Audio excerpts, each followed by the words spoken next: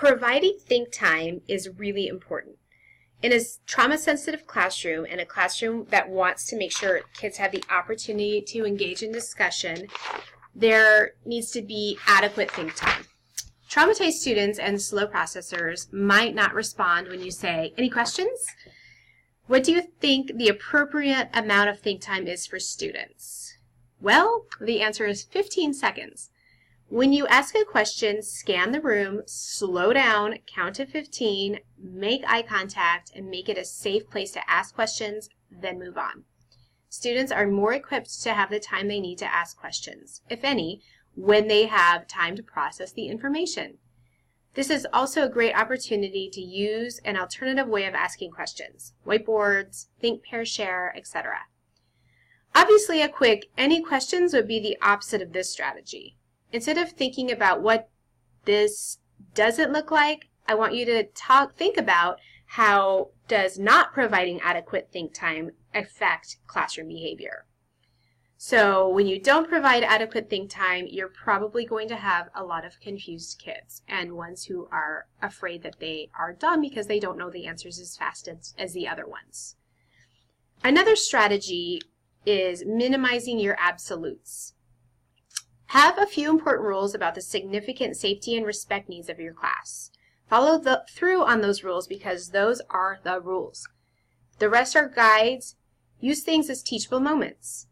Gauge the climate of the group to assess how to deal with situations as they arise. Would the behavior disappear if you ignore it?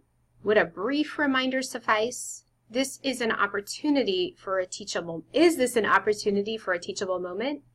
Could skills be practiced to help support the student's behavior goal? Minimizing absolutes will allow you to adapt to personalities, situations, and provide reteaching and learning and refrain from punitive actions. So what does this not look like? Classrooms that have huge lists of rules and set consequences. Having expectations like students should remain absolutely quiet for an extended period of time or very often when it isn't possible for them to meet that expectation. Not being fair with the consequences we impose. Some students get the evil teacher look, some get shh, and some get full force of our frustration with every consequence we can impose. Students are removed from the learning environment for punitive infractions when redirection or reteaching could have been done to handle the situation. When it comes to establishing a caring relationship with students, this is one of the most important things to remember. You never shame a student. We can discipline students, correct them, coach them, and set high expectations, all without shaming them, especially in front of their peers.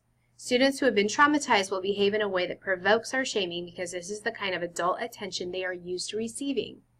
Shaming a student can take the form of sarcasm, joking around about things like not being prepared for class, or publicly criticizing a student who is late. So some of the strategies that we've learned are to recognize every student at each day at the door, provide students with adequate wait time to process questions, which is 15 seconds, minimize your absolutes when it comes to classroom rules and consequences, and never shame a student in front of their peers using sarcasm or criticizing them for being unprepared. This would be a great time for you to reflect on your own practices in your classroom and